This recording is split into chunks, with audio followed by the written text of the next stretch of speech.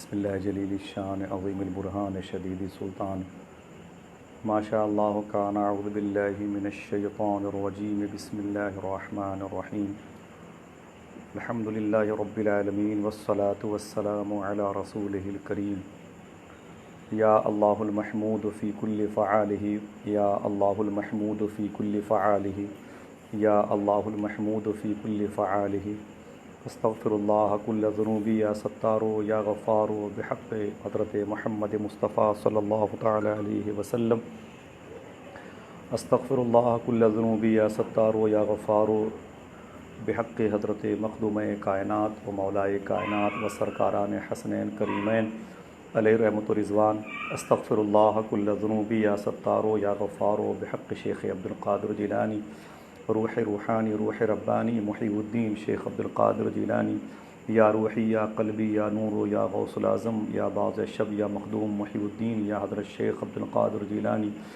اغثنی و امددنی و نورنی و اسقنی و اطنی و اکرمنی وانصرنی وانظرنی ورحمنی و حفظنی و ارشدنی بسم اللہ الرحمن الرحیم ورتل القرآن ترتیلا صدق اللہ مولانا العظیم و صدق رسولہ النبی الامین المتین الکریم درود شریف پڑھیں اللہم صلی علی سیدنا و شفیعنا و نبینا و مولانا نورک محمد و عطرتہ وبارک وسلم بعدد کل معلوم لک بعدد کل معلوم لک بعدد کل معلوم لک السلام علیکم ورحمۃ اللہ وبرکاتہ۔ پروردگار عالم کا خاص فضل و کرم اس کے حبیب صلی اللہ تعالی علیہ وسلم کے صدقے اور طفیل میں کہ آج الحمدللہ رب العالمین عید الاضحیٰ کی برکتوں کو ہم سمیٹنے میں دعا کریں کامیاب تو نظر آ رہے ہیں، مقبول بھی ہوتے ہوئے نظر آئیں۔ شاعر ملک ہندوستان جناب عزت محترم حبیب اللہ فیضی جھارکھنڈ کے مبارک نام سے ان کی خوبصورت آواز سے منسوب یہ چینل حبیب اللہ فیضی آفیشیل کے زیر شامیان محبت میں بیٹھ کر کے ہم سب اپنے اخلاص اور اپنی مشفقانہ ذہنیت کی چادر مبارکہ کو وسیع کرنے والے میرے بھائی محترم غلام ربانی صاحب قبلہ کی کوشش اور بسیار کوشش اور کامیاب کوشش، جس میں ملک ہندوستان کے ہر خوبصورت لہجے کے مالک کی آمد گاہے بگاہے ہوتی رہتی ہے۔ الحمدللہ رب العالمین ان کی محبت اور ان کے تمام تر دوستوں کے اسرار پر کئی مرتبے ان کے قدموں میں اور ان کے تمام تر محبین کے قدموں میں بیٹھ کر کچھ باتیں سیکھنے کی میں نے کوشش کی ہے۔ دعا کریں کہ اللہ تبارک و تعالیٰ پہلے مجھے اس پر عمل کی توفیق عطا فرمائے۔ جتنے لوگ اس وقت اسے سماعت کر رہے ہیں سامعین کے طور پر، یا جتنے لوگ اسے دیکھ رہے ہیں ناظرین کے طور پر، پروردگار عالم سب کے دلوں میں اور ہمارے دلوں میں اخلاص عطا فرمائے۔ ہم سب اللہ کے مہمان ہیں ان دنوں، دعا کریں کہ ہماری اور آپ کی ذات سے میزبان کے رحمت کے فرشتوں کو تکلیف نہ ہو۔ اللہ تعالیٰ کرم فرمائے ہم سب پر۔ آئیے کچھ باتیں کرتے ہیں۔ آج میرے دل نے کہا کہ رمضان شریف کی برکتیں قرآن کی آیتوں کی تلاوت کی صورت میں نظر آتی ہیں۔ آج اسی کو تھوڑی دیر کے لیے اللہ کے فضل و کرم سے ہم اپنا موضوع سخن بناتے ہیں۔ دعا کریں کہ اللہ ہمیں قرآن پڑھنے کی، قرآن محفوظ رکھنے کی، قرآن دیکھنے کی، قرآن چھونے کی، مؤدب طریقے سے قرآن کی زیارت کی توفیق عطا فرمائے۔ الحمدللہ رب العالمین۔ قرآن شریف کی ایک آیت مبارکہ ہے، یوں تو پوری صورت اس آیت مبارکہ جس میں ہے بڑے فضل و کمال کی حامل ہے، اور پورا قرآن الحمدللہ رب العالمین برکتوں کا مجسمہ ہے۔ وہ برکتوں کی خوبصورت وہ ایک علامت ہے۔ دعا کریں کہ اللہ تبارک و تعالی ہم سب کو قرآن کے پاکیزہ تلاوت کی توفیق عطا فرمائے۔ اللہ قرآن شریف میں ارشاد فرماتا ہے، قرآن شریف کو ٹھہر ٹھہر کے پڑھنے کے بارے میں حکم دیتا ہے۔ ٹھہر ٹھہر کے پڑھنے کے بارے میں، فہم کے ساتھ اپنی عقل کا استعمال کریں، مؤدب طریقے سے اس کے شان نزول پر غور کریں۔ تھوڑی سی الجھن پیدا ہو رہی ہے اصل میں، بار بار اصل میں فون آتا ہے تو دقتیں ہو جاتی ہیں۔ بہرحال دعا فرمائیں، انشاءاللہ کچھ باتیں کرتا ہوں، میں آپ سے سیکھنے کی کوشش کرتا ہوں۔ میرے آقا علیہ الصلوۃ والسلام پر نازل ہونے والی اس مقدس کتاب میں وہ ایک آیت ہے، ورتل القرآن ترتیلا، قرآن کو جس میں ٹھہر ٹھہر کے سکون و اطمینان کے ساتھ پڑھنے کا حکم دیا۔ یہ قرآن شریف جس ذات پر نازل ہوئی، اس ذات کو ہم وجہ تخلیق کائنات صلی اللہ تعالیٰ علیہ وسلم کے نام سے موسوم کرتے ہیں، جن کا ارشاد گرامی ہے کہ اقرؤ القرآن بلحون العرب، پڑھو قرآن کو اہل عرب کے طریقے سے۔ میرے آقا پھر ارشاد فرماتے ہیں زین القرآن باصواتکم، قرآن کو اپنی آواز سے مزین کرو، زینت دو، ایک لئے خوبصورت ہو، لحن کے ساتھ میں، لہجے کے ساتھ میں، اخلاص کے ساتھ میں، آواز کا صحیح استعمال کر کے قرآن کو پڑھنے کی تاکید حضور علیہ الصلوۃ والسلام کے قول میں نظر آتی ہے۔ آئیے دیکھیں ہم اور آپ اپنے آقا علیہ الصلوۃ والسلام کی پاکیزہ بارگاہ نور و کرم سے قرآن کے کیا کیا سوغات حاصل کر سکتے ہیں۔ دیکھتے جائیں انشاءاللہ، شاید کچھ باتیں جلدی میں آپ سے رخصت ہونے کی اجازت طلب کر لوں گا، لیکن وہ جلدی کب آ جائے دعا فرمائیں، جلدی جلدی آ جائے۔ عجیب سی مصروفیت رہتی ہے، جبکہ کوئی کام نہیں، پھر بھی اللہ تعالی ہمیں وقت کے صحیح استعمال کی توفیق عطا فرمائے۔ دیکھیں، یہ ہماری آنکھیں ہیں، یہ ہماری سماعتیں ہیں، یہ ہماری زبان ہے، اور یہ دست بازو، یہ قلب، یہ شکم، یہ پاؤں، جسم کے تمام تر یہ پارٹس ہیں۔ آنکھ سے جب ہم کوئی چیز دیکھتے ہیں تو دیکھتے دیکھتے جب تھک جاتے ہیں، آنکھیں بوجھل ہو جاتی ہیں، تو اندر سے حکم ہوتا ہے کہ اب پلکوں کا بوجھ بہت دیر تک نہیں رہ سکتا، اب پلکیں بند ہو جائیں گی۔ پلکوں کی کھڑکیاں جو بہت دیر سے واہ ہیں، کھلی ہوئی ہیں، وہ اب آیا چاہتی ہیں سمیٹنے کی صورت میں۔ وہ پلکیں جب تھک جاتی ہیں، یعنی جب پلکوں کو بھوک لگتی ہے تو پلکیں بند ہونا چاہتی ہیں۔ کسی کی بات سنتے سنتے اگر ہم پریشان ہو جاتے ہیں، دیر ہو جاتی ہے، تھک جاتے ہیں، جسے آپ اور ہم کبھی کبھی کہتے ہیں یار وہ پک گئے بھائی، فلاں کی بات بہت دیر تک ہوتی رہی، جیسے کبھی کبھی آپ میری باتوں کو سن کے ایسا کہہ سکتے ہیں، تو آپ سامنے والے کو چپ کرا دیتے ہیں، بھائی آپ خاموش رہیے، بہت دیر سے آپ بول رہے ہیں، میرے کانوں میں اب ذرا سا آرام کرنے کی خواہش کی آواز آ رہی ہے، تو سامنے والے کو چپ کرا دیتے ہیں، گویا اپنے کانوں کی غذا کا انتظام کرتے ہیں۔ آپ خود بولتے بولتے اگر آپ کے یہ دہانے کے حصے کے اندر درد ہوتا ہے تو آپ خود اپنے آپ کو خاموش کرتے ہیں۔ اب زبان اپنی خوراک چاہتی ہے، یعنی چپ ہو جاؤ تو زبان کو اس کی خوراک مل جائے، سامنے والے کو چپ کرا دو تاکہ کان کو اس کی خوراک مل جائے، آنکھ سے دیکھنا بند کر دو تاکہ آنکھ کو اس کی خوراک مل جائے، ہاتھ سے آپ خدمت کرتے رہتے ہیں، کھیت کھلیان میں جا کر کے، کتابوں کا بوجھ اٹھا کر کے، کتابوں کو لینے میں، کبھی اور دیگر کام میں، تو بہت دیر تک بزی ہاتھ کو آپ جب محسوس کرتے ہیں تو ایک آواز سی آتی ہے، بھائی تھک گیا بھائی، اب ریلیف چاہیے، تو آپ اپنا سارا کام کاج چھوڑ کر کے اپنے ہاتھ کو ریلیف دیتے ہیں، یہ ہاتھ کی خوراک ہے۔ اپنے پیروں سے چلتے چلتے آپ تب تھک جاتے ہیں، جب تھک جاتے ہیں نا تو کیا کرتے ہیں، پیروں کو آرام دیتے ہیں۔ یہ پیروں کو آرام دینا، یہ پیروں کی خوراک ہے۔ بھوک لگی، 2 روٹیاں کھا لی آپ نے، چاول دال کھا لی اپنی بساط کے مطابق اللہ کی توفیق سے، تو یہ پیٹ کی خوراک ہے۔ میری بات سمجھیں، آنکھ کو اس کی خوراک سلا کر کے، زبان کو اس کی خوراک چپ ہو کر کے، کان کو اس کی خوراک چپ کرا کے، ہاتھوں کو اس کی خوراک کام کاج بند کر کے، پاؤں کو اس کی خوراک چلنے سے کچھ لمحے کے لیے ٹھہر جائیں، پیٹ کو اس کی خوراک کچھ روٹیاں، تمام تر یہ رزق آپ دے کر کے، ایسے ہی پورے بدن میں ہمارے وجود کے اندر ایک پارٹس ہے جس کو بادشاہ کہا جاتا ہے، جس کو آپ شہنشاہ کہتے ہیں، بادشاہ کہتے ہیں۔ وہ کیا ہے؟ اسے دل کہتے ہیں۔ فرماتے ہیں حضور غوث الاعظم، آنکھ کی خوراک سمجھ گئے، ناک کی خوراک آپ اچھی خوشبو کا انتظام کریں، مشام جہاں معطر ہو جائے، سبحان اللہ، اچھی غذا کا انتظام کریں، پیٹ بھر جائے، وغیرہ وغیرہ۔ فرماتے ہیں شیخ عبد القادر جیلانی، ہر پارٹس کی خوراک ہے، ایسے ہی دل ہے جو جسم کا بادشاہ ہے، اس کی بھی ایک خوراک ہے۔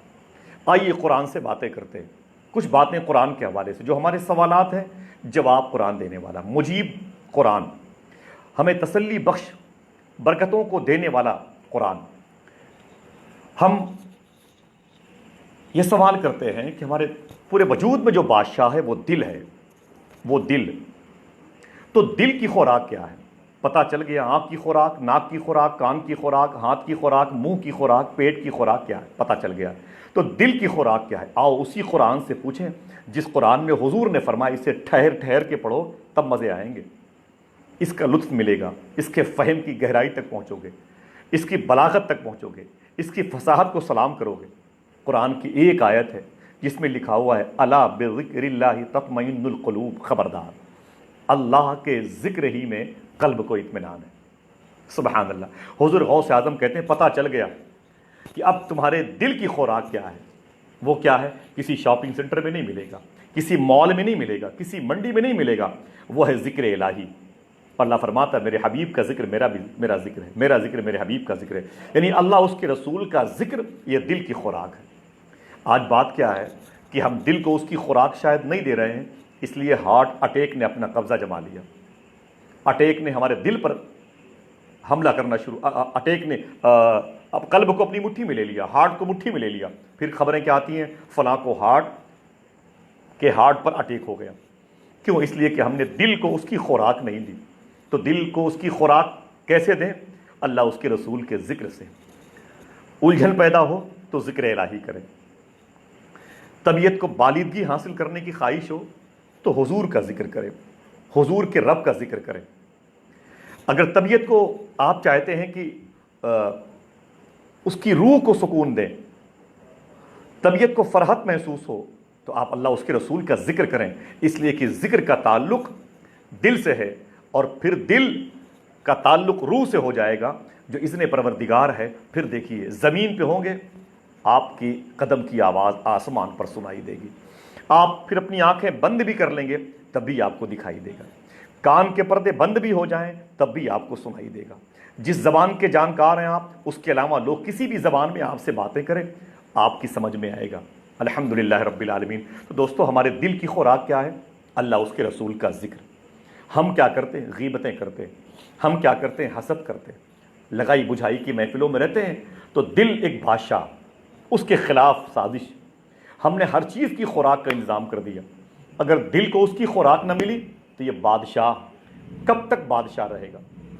ٹوٹ جائے گا، بادشاہ کی صحت کمزور ہو جائے گی، بادشاہ متاثر ہو جائے گا، بادشاہ بہت دنوں تک بادشاہت کر نہیں پائے گا۔ پھر کیا ہوگا؟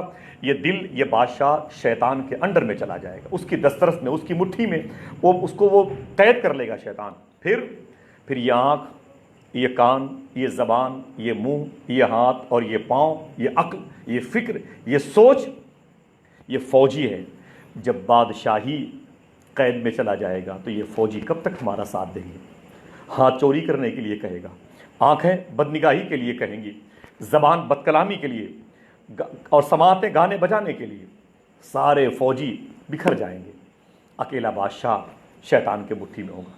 دوستو آؤ اپنے دل کو سنبھالو۔ میرے آقا فرماتے ہیں، حضور غوث اعظم، اے لوگوں، محبتوں کی باتیں کرنا عقل سے، دل کا سودا حضور سے کرنا، مدینے والے آقا سے کرنا۔ سبحان اللہ، اس پر خشیت الہی کی مہر لگنی چاہیے۔ یہ دل اللہ نے اپنے حبیب کے لیے بنایا، یہ دل اللہ نے اپنے لیے بنایا۔ الحمدللہ رب العالمین۔ دعا کریں کہ پروردگار عالم ہمیں اللہ اس کے رسول کے ذکر کی لذتوں سے سرفراز فرمائے۔ الحمدللہ رب العالمین۔ دیکھیں یہ قرآن ہے، قرآن کی بات ہوگی انشاءاللہ، کچھ دیر تک بیٹھے رہیں گے، شاید کوئی مطلب کی چیز نکل آئے۔ اور کبھی کبھی تو لوگ کہتے ہیں کہ کوڑے کباڑ میں بھی کچھ باتیں مطلب کی نکل آتی ہیں، میرا وجود اس لائق، لیکن زبان سے شاید کوئی مطلب کی بات نکل آئے۔ میرے آقا علیہ الصلوۃ والسلام اس قرآن کی تلاوت کو کیسے کعبہ شریف کے سائے میں ادا کرتے تھے۔ ابو جہل کا دوست اسلام لانے سے پہلے، نام ہے طفیل دوسی، قبیلے دوست کا، ابو جہل کا دوست، ملنے ابو جہل سے آیا، مقصد کیا تھا؟ آتے ہی مان اس نے اپنا مقصد بیان کیا. اس نے کہا یار ابو الحکم، میں نے سنا ہے کہ کوئی محمد نام کا شخص اس مکے میں کسی نئے مذہب کا پرچار پرسار کرتا ہے، پبلشٹی کرتا ہے. ابو جہل نے کہا ہاں. طفیل دوسی نے کہا کہ میں اس سے ملنا چاہتا ہوں. ابو جہل نے کہا تمہاری اوقات کیا، اس سے ملو. جو اس کے پاس گیا اسی کا ہو گیا. جس نے اسے دیکھا پھر کسی کو نہیں دیکھا. جس نے اس کو ایک مرتبہ محبت کی اس پر نظر ڈالی ہے، پھر اس کی نظر اس کے قدموں سے لپٹ گئی ہے. تم جس شخصیت کی بات کر رہے ہو. اللہ اکبر. تو اس نے کہا یار میں تو اسے سمجھانے کے ارادے سے آیا ہوں. ابو جہل نے کہا اسی مکے میں پیدا ہوا، پلا بڑا ہو گیا. جو سمجھانے کے لیے آئے آج اس کی بن گئے ہیں.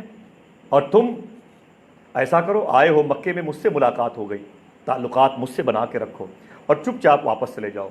تو طفیل دوسی نے کہا یہ بتاؤ یار، میرے بچپن کے ساتھی ہو، کیا اس سے ملاقات نہ کریں؟ کہا نہیں، کیونکہ اس کے پاس جو گیا اسی کا ہو گیا. جس نے اس کو دیکھا اسی کو دیکھتا رہا. جس نے اس سے ملاقات کی پھر کسی سے ملاقات نہیں. یار میں کیا بتاؤں طفیل دوسی، پرندے بھی اس کو دیکھتے ہیں تو پھر کسی کو نہیں دیکھتے، جانور بھی اس کو دیکھتے ہیں تو پھر کسی کو نہیں.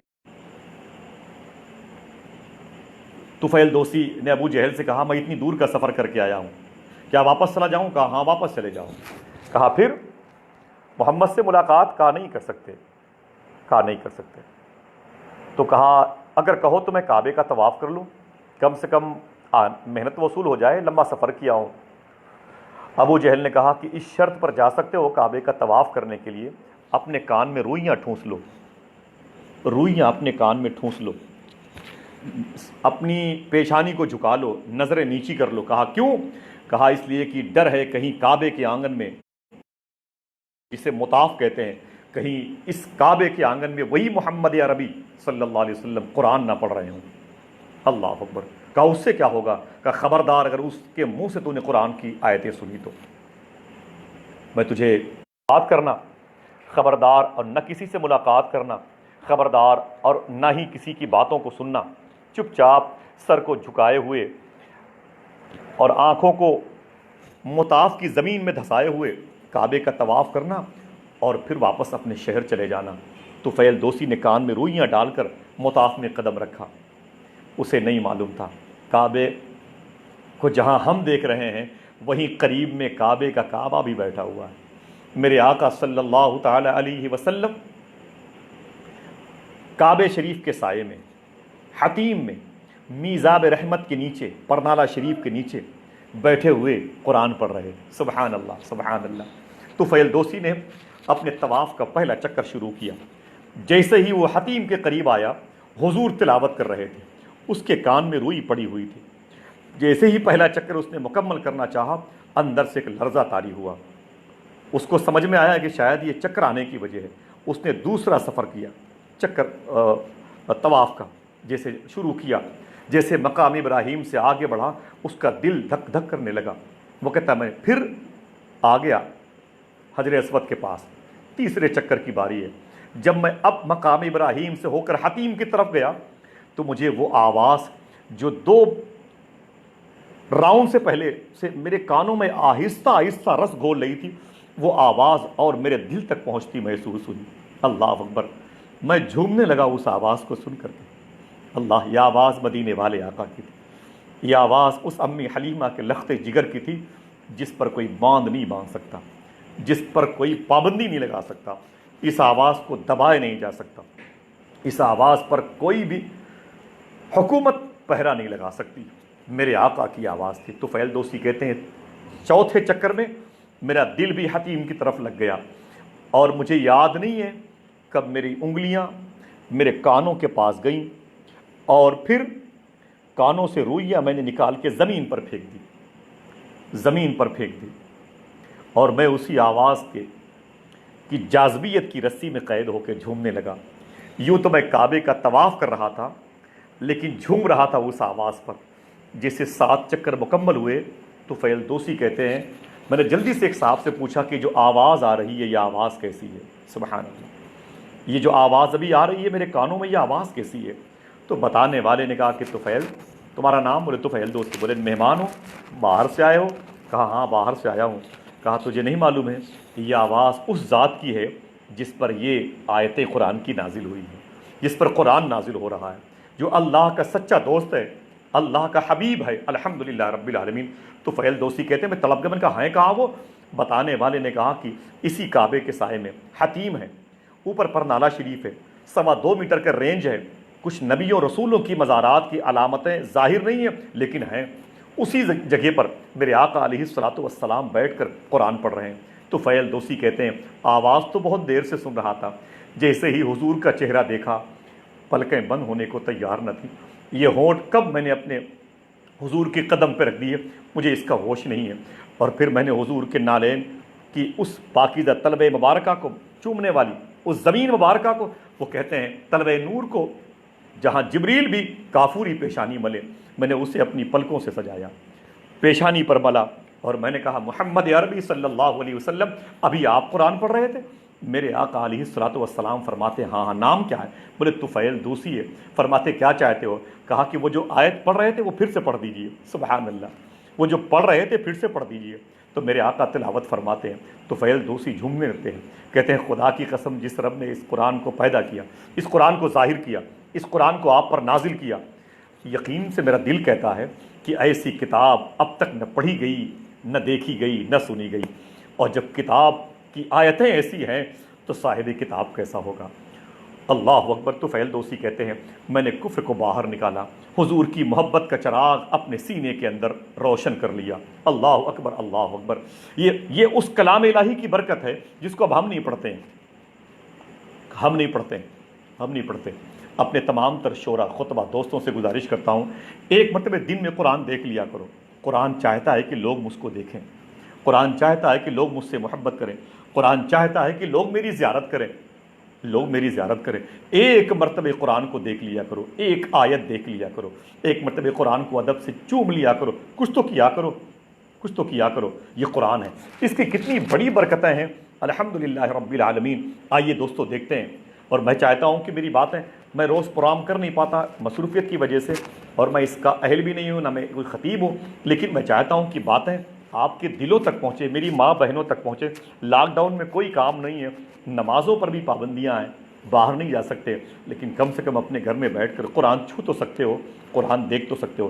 دیکھیں شیخ اویس بھائی بہت بہت شکریہ، آپ بہت سارے میرے پروگرام میں شرکت کرتے ہیں، اللہ تعالیٰ آپ کے صدقے میں مجھے سچی توبہ کی توفیق عطا فرمائے۔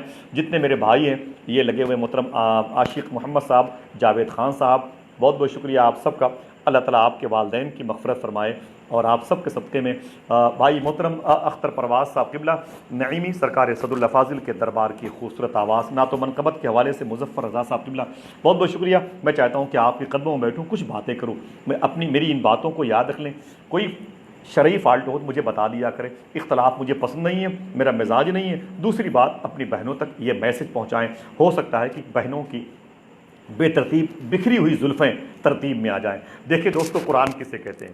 وہ جلسہ ہو رہا تھا، مجلس رسول ہو رہی تھی، اللہ اکبر، مجلس رسول انعقاد پذیر تھی، حضور کے ذکر کی محفل سجی ہوئی تھی، ماں بھی آئی، اس کی 5-6 سال کی بچی بھی آئی حضور کی محفل میں، 5-6 سال کی ایک بچی بھی آ کے بیٹھ گئی۔ اتفاق دیکھیں نا، خطیب جو ہے نا حاجی مستقیم صاحب قبلہ، نوشاد بھائی دیکھیں، جو خطیب تقریر کرنے کے لیے بیٹھا اس کا ٹاپک کیا تھا؟ قرآن۔ سبحان اللہ۔ کوئی ایک شخص دل سے بول دے اپنے گھر کی برکت کے لیے، اپنے گھر آنگن میں، اپنے کمرے میں، اپنے حجرے میں، اپنے لان میں، اپنے پیلس میں، جہاں پر وہ بیٹھا ہوا ہے، کہیں بھی ذرا دل سے اللہ کو پاک کہہ دے سبحان اللہ۔ وہ لڑکی 6 سال کی ہے، بیٹھ گئی اپنی ماں کے قریب میں، مجلس رسول سجی ہوئی ہے، سبحان اللہ، حضور کے ذکر کی محفل سجی ہوئی ہے، خطیب بیٹھا ممبر خطابت پر، تو تقریر کا عنوان کیا تھا؟ ٹاپک کیا تھا؟ موضوع کیا تھا؟ قرآن۔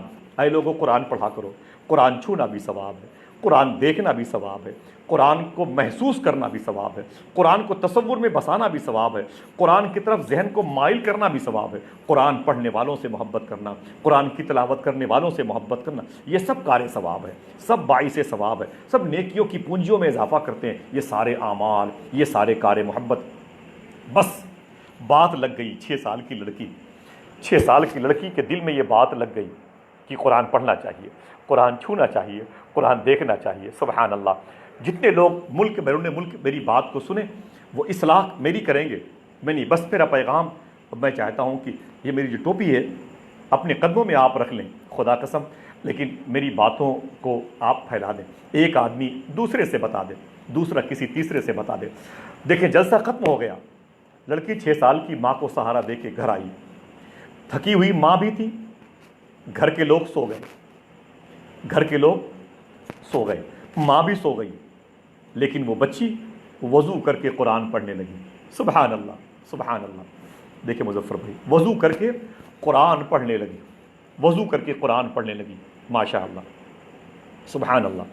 آج کا یہ پروگرام ہے نا، یہ رضا رضاؤل کے چینل پر بھی بھائی محترم غلام ربانی صاحب قبلہ اور حافظ سلمان صاحب قبلہ، نوری صاحب قبلہ کے تعاون سے نشر ہو رہا ہے۔ بہت سارے میرے دوستوں کے پیج ہیں، بھائی محترم طفیل شمسی صاحب میرے بہت اچھے دوست ہیں، اور بھی میرے بہت سارے دوست ہیں الحمدللہ رب العالمین، بھائی رومان الباری صاحب قبلہ وغیرہ جتنے بھی دوست ہیں، اقرا والے، تو یہ سبھی لوگ بھی اپنے اپنے پیج پر اسے نشر کرتے ہیں۔ دعا کرو کہ اللہ تعالیٰ میرے ان بھائیوں کے ان مخلصانہ قدم کو قبول فرما لے۔ لگاتار 2 چینل پر یہ پروگرام چل رہا ہے، کہیں آڈیو پروگرام چل رہا ہے اور کہیں پر یہ اسکرین کے ساتھ چل رہا ہے پروگرام۔ بہرحال دیکھیں آپ اس کو یاد کر لیں۔ وہ لڑکی کہتی ہے کہ میری ماں بھی سو گئی۔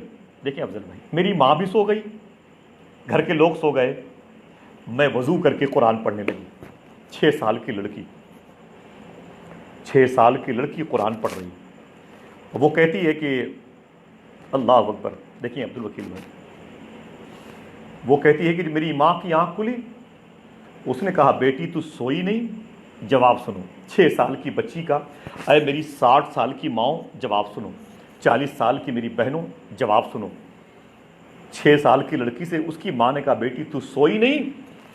جب سے جلسے سے آئی ہے تو بیٹی نے کہا کہ میری ماں میں سوئی نہیں بلکہ جاگ بھی رہی ہوں اور اپنی تقدیر کو بھی جگا رہی ہوں۔ سبحان اللہ۔ کیا مطلب؟ ماں آپ نے سنا نہیں، ابھی جلسے میں ایک عظیم عالم دین نے، ایک عظیم خطیب نے قرآن کی افادیت پر باتیں کی، قرآن کی تلاوت کے فوائد پر باتیں کی، قرآن پڑھنا، قرآن چھونا، قرآن دیکھنا، اس کی کتنے فوائد ہیں، کتنے ثواب ہیں۔ میری ماں تم نے سنا نہیں؟ ماں کہتی بیٹی میں نے بھی سنا۔ وہ بیٹی کہتی ہے ماں میں زندگی اب سو کر کے نہیں بلکہ اپنی سوئی ہوئی تقدیر کو جگانا چاہتی ہوں، جگا کر کے جاگنا چاہتی ہوں۔ اللہ اکبر، اللہ اکبر۔ بس جسے کہتے ہیں اللہ کا خاص کرم ہوا اور وہ لڑکی قرآن پڑھنے میں شامل ہو گئی۔ راتوں کو پڑھتی، دن کو پڑھتی، صبح کو شامیں گزر جاتی اسی قرآن پڑھتے ہوئے، نہ اسے کھانے کی فکر، نہ اسے پینے کی فکر، بس قرآن پہ قرآن، سبحان اللہ، قرآن پہ قرآن، قرآن پہ قرآن، سبحان اللہ، پڑھتی چلی جاتی۔ اب وہ لڑکی 6 سال کی ہوئی، 10 سال کی ہوئی۔ میں نے ابھی تقریباً 15 دن پہلے میں ایک بڑی مقدس ایک بچی کی زیارت کے لیے گیا تھا جس کی عمر تقریباً ابھی صرف 9-10 سال ہے، 9 سال قریب۔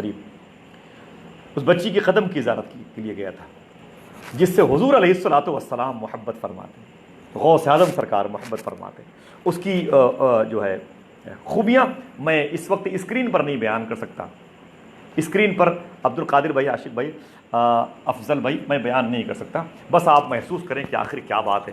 8-9 سال کی، پونے 10 کے آس پاس کی لڑکی، چھوٹی سی بچی ہے، اس سے حضور محبت کرتے ہیں۔ علامات کیا ہے، نشانیاں کیا ہیں، وہ ایک چپٹر اس کو میں کلوز کرنا چاہتا ہوں۔ دیکھیں وہ بچی قرآن پڑھتی ہے، 10 سال کی ہو گئی، 11 سال کی ہو گئی، 12 سال کی ہو گئی، 15 سال کی ہو گئی، وہ قرآن پہ قرآن، قرآن پہ قرآن پڑھی جاتی رہی۔